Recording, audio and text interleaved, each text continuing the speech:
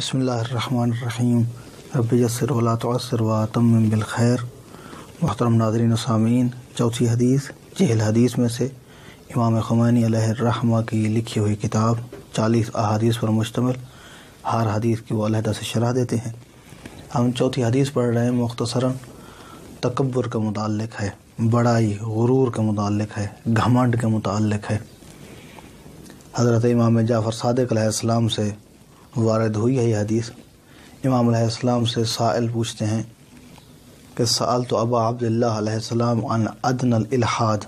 امام علیہ السلام سے ابو عبداللہ امام جعفر صادق علیہ السلام کی کنیت ہے، کہا کہ میں نے امام علیہ السلام سے پوچھا کہ سب سے کم الحاد کیا ہے، بے دینی، ملحد، دہریہ پن۔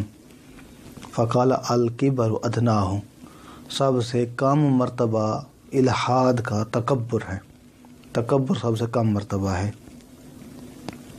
اور تکبر کے مراتب جو ہیں وہ مختلف لوگوں کے اندر مختلف انداز میں پائے جاتے ہیں۔ ایک عالم دین ہے تو اس کے اندر ہو سکتا ہے کہ تکبر علم دین کے اندر ہو، ایک عبادت گزار ہے تو ہو سکتا ہے کہ اس کے اندر تکبر اس عبادت کے اندر ہو، بعض اوقات وہ اس کا اظہار بھی کرے کہ اصل بات جو ہے وہ عمل کے اندر ہے، علم کے اندر کچھ نہیں رکھا ہے، اگر اس کے سامنے کسی عالم کی بات کی جائے۔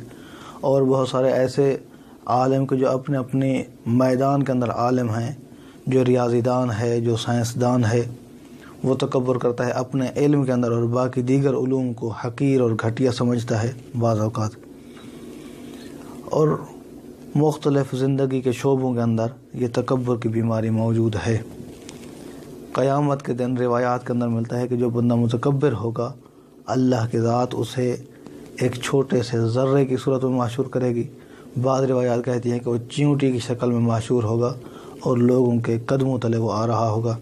تکبر کا اگر علاج کرنا ہے تو روایات کہتی ہیں کہ انسان اپنی حقیقت کو دیکھے، اپنی حقیقت کو درک کرے کہ اس کی ابتدا ایک غلیظ پانی سے ہے اور اس کی انتہا ایک نجس مردار پر ہوتی ہے۔